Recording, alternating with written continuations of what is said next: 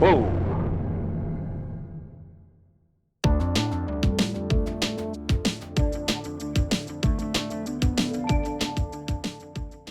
For our midweek palette cleanser this week, we're going to stick with the Atari 800. If you'll remember the original video that I posted on these machines, I picked up a lot of two of them for what essentially less than the cost of one, typically on eBay these days. And in that video, I disassembled the second one, the one that had missing keycaps, and I cleaned it up and I did a recap on it. But we need to do that on this machine today. This thing is pretty much filthy, and it needs to be disassembled and cleaned, and new cap kit applied. And I'm going to take a look and see if I can't improve the video just a hair. It looks a little dim from my perspective, but there may not be much we can do there. So we're going to take care of all of that today, and we'll start by getting this machine torn down. So get ready for a disassembly montage.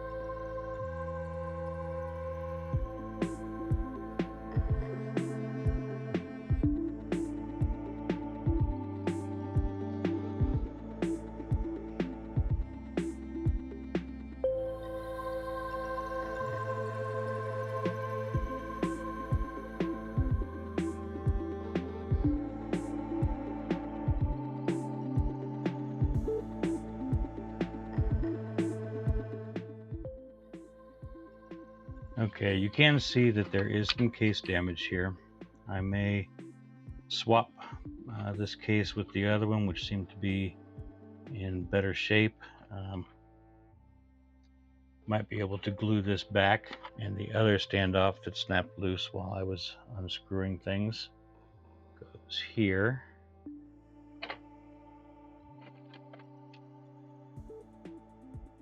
Again, I may be able to glue these back, but we'll deal with that after we've done the cleaning.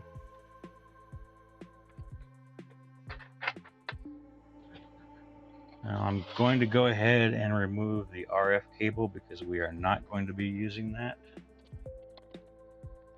It simply plugs into a jack on the power and I/O board, which sits over here. And then there are some cable ties to clip.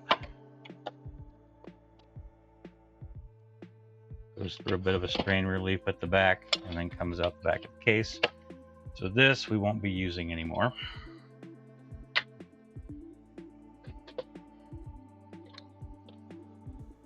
Now, we need to remove the power board, power and I/O board. This has, if I remember right, pass-through pins that come into this jack here.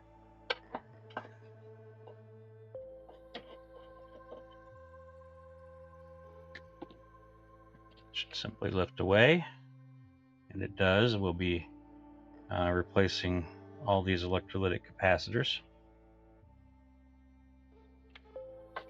And now the rest of the massive shield.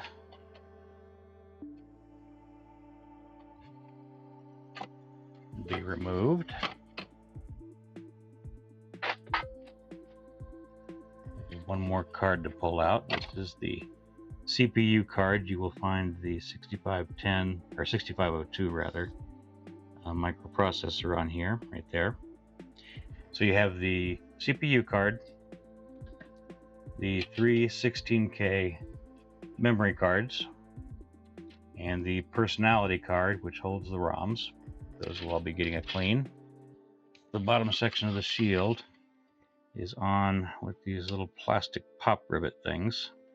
You just have to push the pin in the middle back through.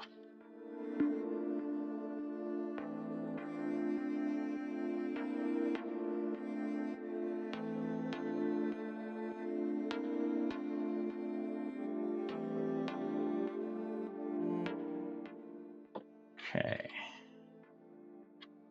That should allow me to remove the main board from the bottom section of the shield. And this will, of course, all be going to be cleaned. And then the card and cartridge tray is in with little clips. You need to push them the right direction and they will pop right out.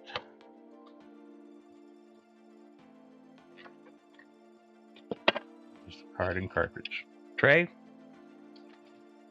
And now we are down to our main board, our power board, power and I/O, and the keyboard. And I will be removing all of these keys and giving the keyboard a good cleaning.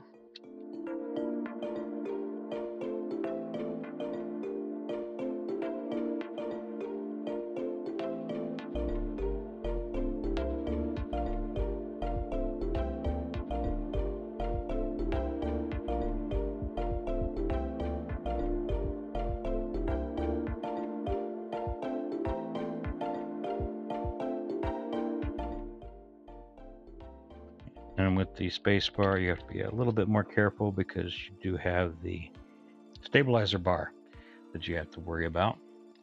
And if you can see in there, there is quite a bit of debris that we will be cleaning out, and we will be giving this a nice cleaning. I will probably take this out and use compressed air to get a lot of that, and then brushes to finish it off and clean the PCB front and back.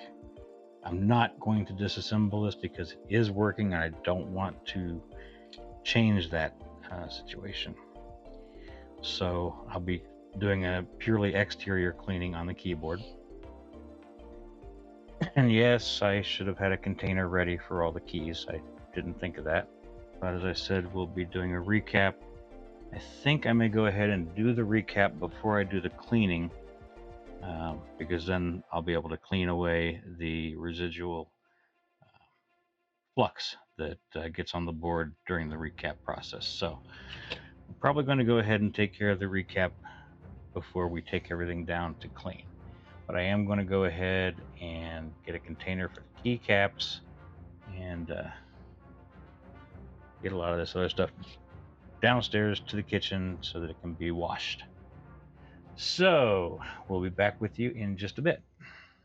Okay, so I've taken the case and the keyboard and the RF shield down to the kitchen so they can be cleaned. I have here a container that I'm going to put the keys into. We will wash them as well, and we'll be able to get all those all cleaned up. We can set the main board aside for a moment and we will work on the power and I/O board. This cap kit comes from Console 5. You can get cap kits for a lot of different machines. Start with these two radials. I'm going to make sure that I watch the polarity. So this one, the minus is on this side, so it matches the marking on the board, which has the plus on this side. And then this one has the minus at the top, so the plus is down here, and that's where the marking is on the board, so we're good there.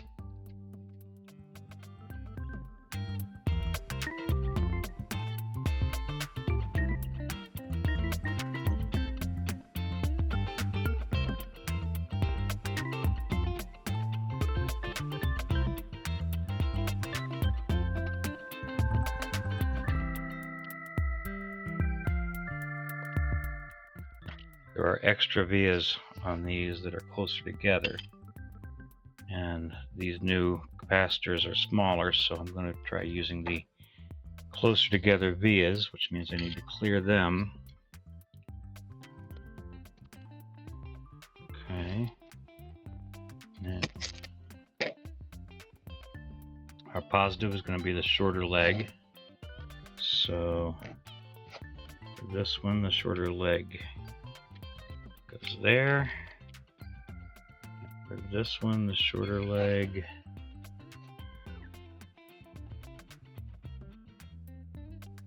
goes here.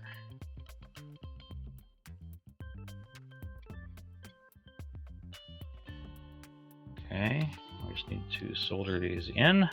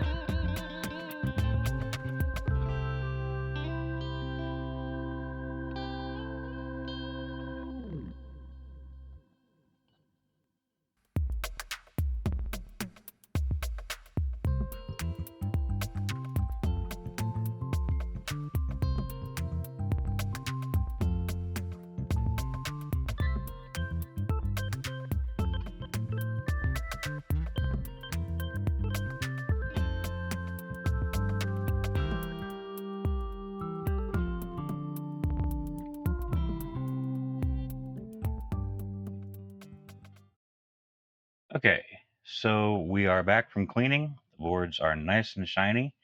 The main board, power and I/O board, the RAM boards, the personality card, and the CPU board.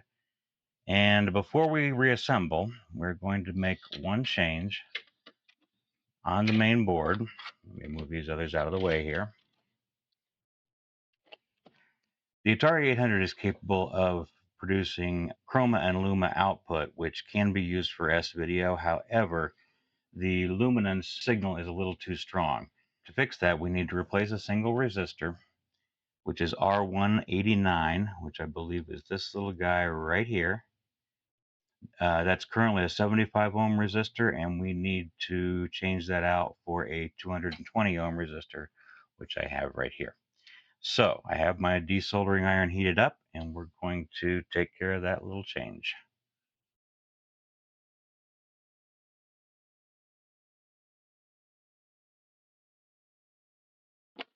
Okay.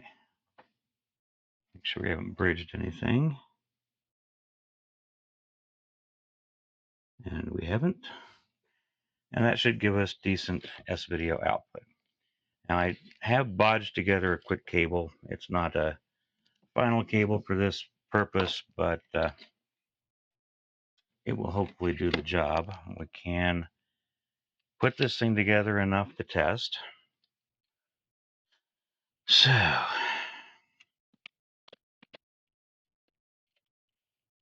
we don't technically need all the RAM cards. One should do. CPU card. Oh, that's actually wrong. RAM card goes there. Personality card goes here. Our S-video cable, which I hope I built correctly. I'm not sure at this point.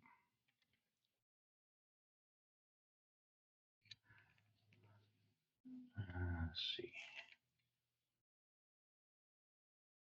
Power. This is going to be our output. We'll give it the Defender cartridge just to see what that looks like. I need to hold the door switch down, and I think it should come on at this point.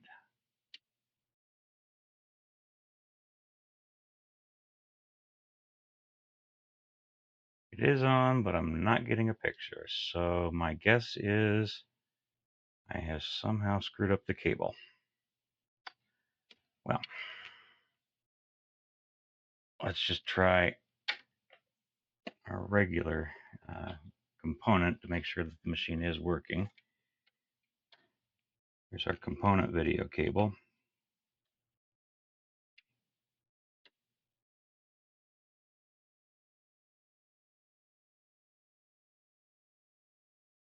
No, we're not getting a picture. So what have I done wrong?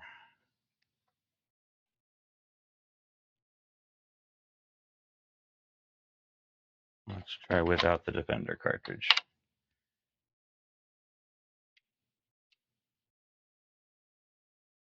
Okay, without the Defender cartridge, I get the memo pad. Whoa! Okay. Well, that was ugly. It looks like I probably put a capacitor in backwards. Okay, so maybe I was a little over dramatic in the intro to the video. It wasn't quite as explosive as I made it out to be, but you got to give me a little bit of slack. I've been waiting several days for new capacitors to come in to replace the two that I blew up, and I got bored and got a little creative with the editing. Also, if you hear a difference in the audio from here on compared to the earlier part of the video, that would be because I am tweaking my OBS audio recording settings. So, that being said, it's time to get back to the uh, Atari. And what we've done in the meantime is I have gone ahead and recapped the power board with that replaced the two capacitors that I blew up. Actually, only this one blew up. This one just got leaky at the bottom, so I cleaned up the mess, pulled the replacement caps, and I ordered and got these new caps in. These are Nichicon 4700 microfarad 25 volt capacitors, and I have installed them and they work.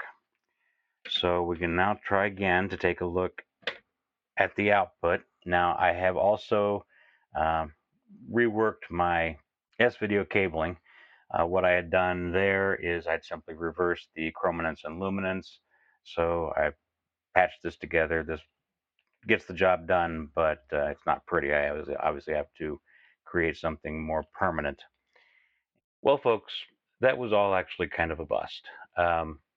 I did go ahead and replace the 220 ohm resistor with a 470 ohm resistor, and while that did bring the luminance down some, it didn't actually affect the color bleeding that I was seeing. Now, that may be related to the retro tank. Um, I'm not really sure. I'll have to hook it up to a standard television to find out for certain. But what I've decided to do is go ahead and switch back to the 220 ohm resistor and um, then go ahead and button up the machine. As you can see, we're all closed up here. And what I'm going to do is, well, there are actually a couple of other options for improving video on an Atari 400 or 800. Uh, the first of those is, I believe, called the Universal Atari Video Board, the UAV. I could order one of those and install it, and I should improve my video. What I've chosen to go with is Copper Dragon's new GTIAdigitizer. This is something new he's come up with recently, and he's got versions of it for the Commodore 64, the Commodore 128, and the VIC-20, along with Atari machines that use the CTIA or GTIA chip in the video circuitry. That includes the Atari 800, the 400, and several other 8-bit Atari home computers. And what this is, it's a small interposer board that sits between the GTIA and the PCB and intercepts the digital signals being put out by the GTIA and converts it into what Copper Dragon is calling Luma code. That Luma code can then be transmitted to an RGB to HDMI with the proper firmware and can be converted into pixel perfect HDMI image out of your Atari 8-bit machine. So right now, Copper Dragon has pulled that one from the market.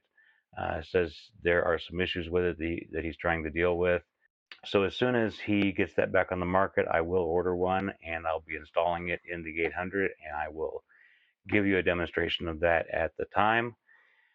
Until that time, we're going to leave the Atari 800 as it is. It's been cleaned, it's been put back together, reassembled, and I can use it with either composite or S-video, and that'll have to do until the GTIAdigitizer is ready. In the meantime, that'll be it for this video. If you've enjoyed yourself watching this, I'd appreciate a thumbs up, a like. That is both encouragement for me and it helps out the channel as far as the YouTube algorithm goes. Leave a comment in the comment section below. Again, I love interacting with you guys and I try to respond to most, if not all, messages that I get. Also, that does help out the channel, especially if you have favorable things to say, but I will take favorable or unfavorable. Um, if you leave me a negative comment, I try to take that to heart and use it to improve my videos in the future. If you're new to the channel or if you simply haven't subscribed yet, please go ahead and do that. Um, if you want to know when I release a new video, you can click the notification bell and specify how you want your notifications sent. You can share the video out to as many people as you want. I appreciate that. Share it to your Facebook groups, your Twitter or X followers. I'm not on Twitter, but it'd be nice if you shared them out. I do now have both a Facebook group and the Discord server, so those links will be in the comments below if you want to join either of those as another way to connect with me and the other viewers. Thank you to all my supporters. If you want to become a supporter, you can join me on Patreon, Ko-Fi, or you can simply join the channel in the link that should be down here somewhere. Click the join button and you'll see the options.